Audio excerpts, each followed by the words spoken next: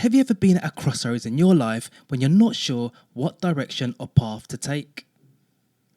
One of the biggest decisions we usually have in life is figuring out how to make a living. Like what career to choose, what business to start, and what university course to take. We can get paralyzed in overthinking and just being stuck for a long time. So today, I'll be sharing the 5 tools you can use to figure out what that next step is in your life. I'll see you on the other side.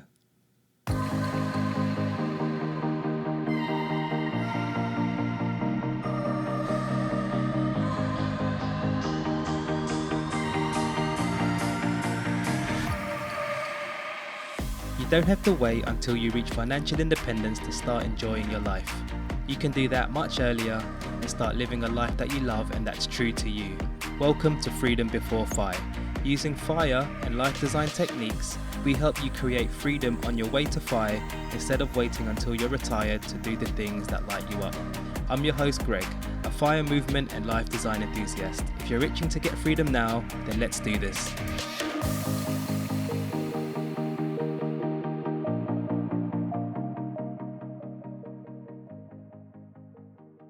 Hello there and welcome back to another episode, and I do hope you're keeping well. Okay, so real quick, just to let you know, I finally set up our Instagram account for the show, and those that know me, I'm not really into social media apps, but I do love creating visual arts, and Instagram is a great place for me to share even more tips and guidance for you. So feel free to check it out at Freedom Before FI.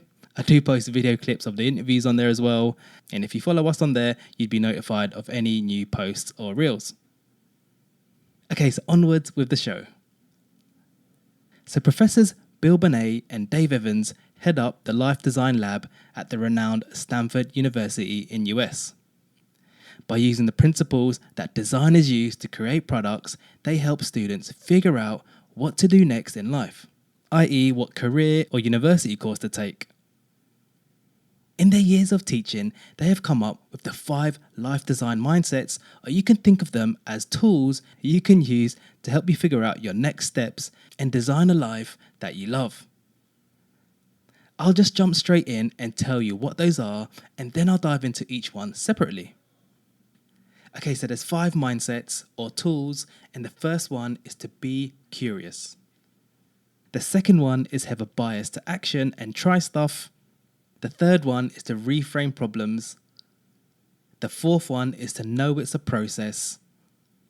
And then the fifth and final one is to ask for help, otherwise known as radical collaboration.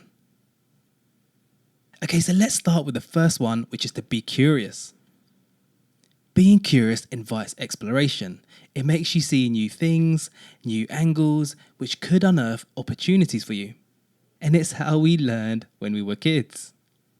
For sure, when we were young, we've all asked things like, "Ooh, what's that thing over there? How does this work? What's under that lid? Why is the sky blue?" Being curious is the spark for new things to come your way. So let's bring out that inner kid in us and ask more questions of things that interest us. So I feel there are 2 parts to this, the inward-looking side and the outward-looking one. Inward looking would be being curious about yourself, like asking yourself, what gives me energy? What motivates me? Outward looking would be being curious about your external environment, like asking, I wonder what it's like to do that hobby. Or that country or city looks interesting. I wonder what it's like to live there. Or saying, that career looks exciting. I wonder what qualifications you need for that. So start to be more curious in your day-to-day. It may be the start of something really awesome in your life. Okay, so the second one is to have a bias to action and try stuff. Now this is the heart of life design. This is about testing to see if you actually like the things you're curious about. In the previous episode, Michelle Varghese said that her most important lesson in life is the acronym ACT, which stands for Action Changes Things. Thinking things through doesn't change anything, but doing something about it does. If you want, you can check out the full interview, and it's on episode 76. Now, as you might know, I bang on about experiments on this pod all the time, as I really think it's the key to life design. You see, it's all well and good to be curious about things, but if you never try them out for size, you'll never really know if it's something you'll enjoy. So, whatever you're curious about, test it. If you're interested in a new career, perhaps you can do an internship or do some volunteering in that field. Maybe you're interested in living in another country to do geo arbitrage. Perhaps you can try living there for a short time to see if you like it. Trying stuff gives you real life data to make informed decisions. Try it out for yourself. Okay, so the third mindset or tool is to reframe problems. In your life design journey, you may come up with problems or barriers. Designers are faced with problems all the time when designing products. Reframing problems helps you get unstuck by looking at the problem from a different perspective.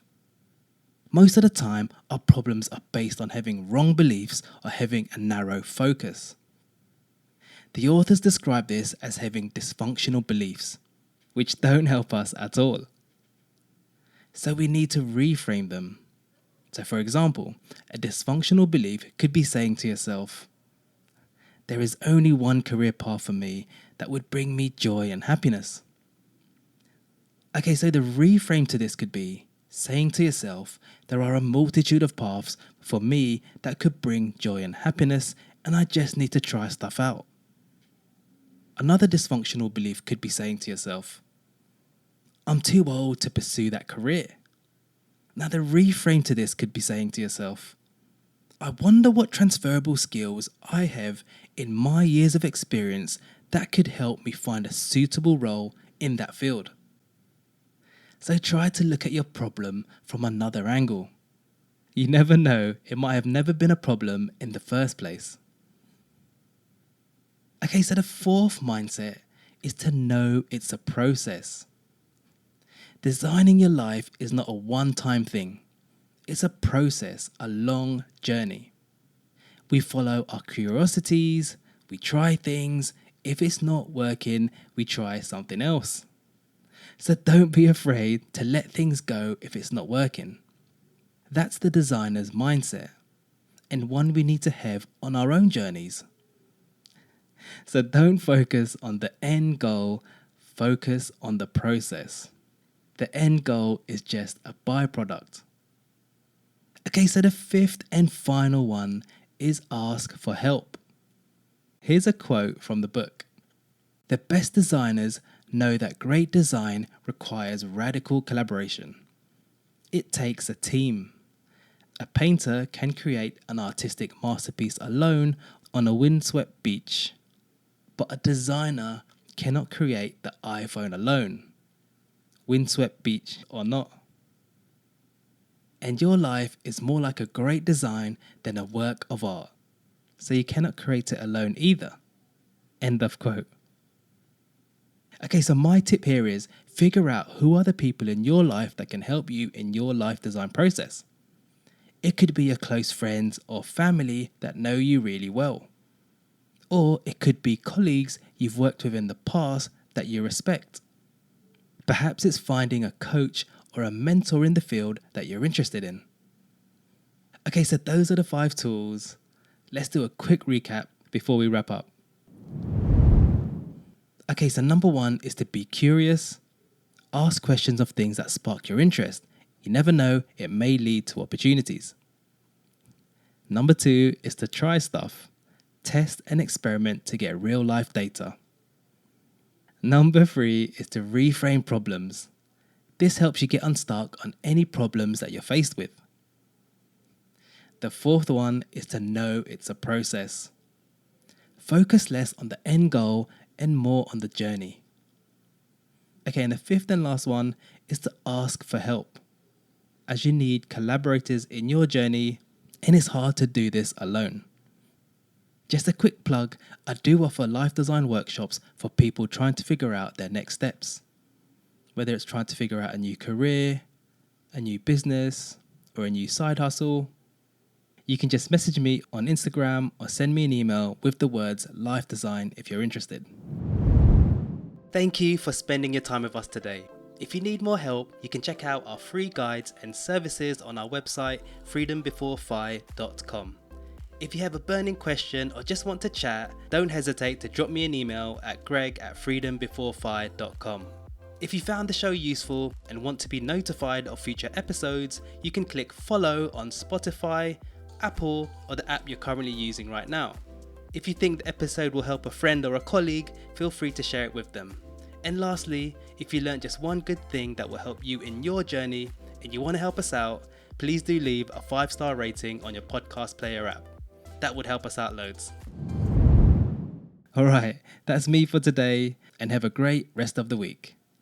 And as always, practice gratitude, live life by your design, and do things that make you smile. You got this.